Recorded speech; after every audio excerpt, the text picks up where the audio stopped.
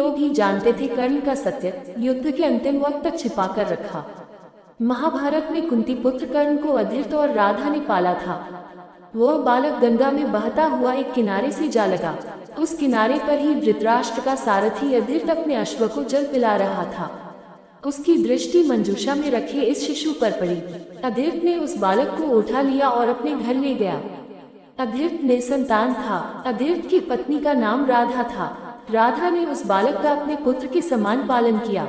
उस बालक के कान बहुत ही सुंदर थे, इसलिए उसका नाम कर्ण रखा गया।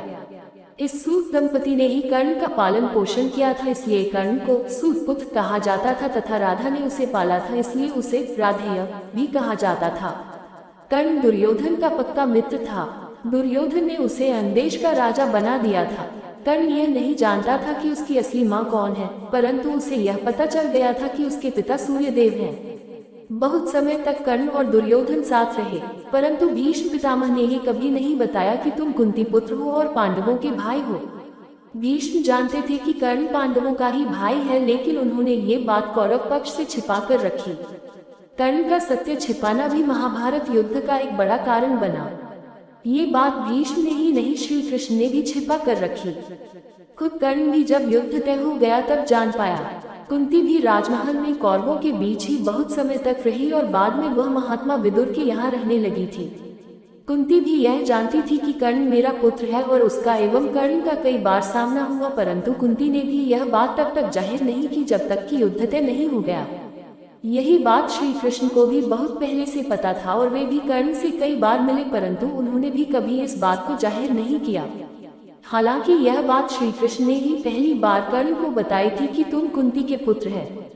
श्री कृष्ण ये बात तब बताई थी जबकि वे कौरवों से पांडवों की ओर से अंतिम बार शांति प्रस्ताव लेकर गए थे और वहां उन्होंने 5 गांव की मांग की थी, परंतु जब दुर्योधन ने उनकी मांग ठुकरा दी तो फिर श्री कृष्ण को समझ आ गया कि अब युद्ध तय हो चुका है।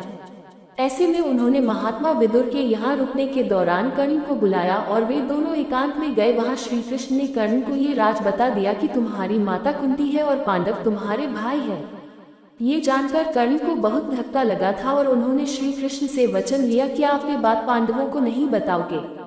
इसके बाद कर्ण से मिलने के लिए कुंती भी माता एकांत में गई थी और उन्होंने कर्ण से इसके लिए क्षमा मांगी थी। कुंती कर्ण के पास गई और उससे पांडवों की ओर से लड़ने का आग्रह करने लगी। कर्ण को मालूम था कि कुंती मेरी माँ है। कुंती के लाख समझाने पर भी कर्ण नहीं माने और कहा कि जिनके साथ मैंने अब तक का अपना सारा जीवन बिताया उसके साथ मैं विश्वासघात नहीं कर सकता। तब कुंती ने कहा कि क्या तुम अपने भाइयों को मारोगे? इस पर कर्ण ने बड़ी ही दुविधा की स्थिति में वचन दिया, माते तुम जानती हो कि कर्ण के यहाँ याचक बनकर आया कोई भी खाली हाथ नहीं जाता, अतः मैं तुम्हें वचन देता हूँ कि अर्जुन को छोड़कर मैं अपने अन्य भाइयों पर शस्त्र नहीं उठाऊंगा। जब कर्ण का वध हो गया उसके बाद उसके दाह संस्कार के समय ही दुर्योधन को ये बात पता चली कि कर्ण कुंती पुत्र था। ये जानकर सभी हैरान रह गए थे। वीडियो को अंत तक देखने के लिए धन्यवाद। कृपया हमारे चैनल को सब्सक्राइब करना ना भूलें, साथ ही अपने अमूल्य कमेंट भी करें ताकि हम इसी तरह सनातन संस्कृति का प्रसार करते रहें। जय श्री राम।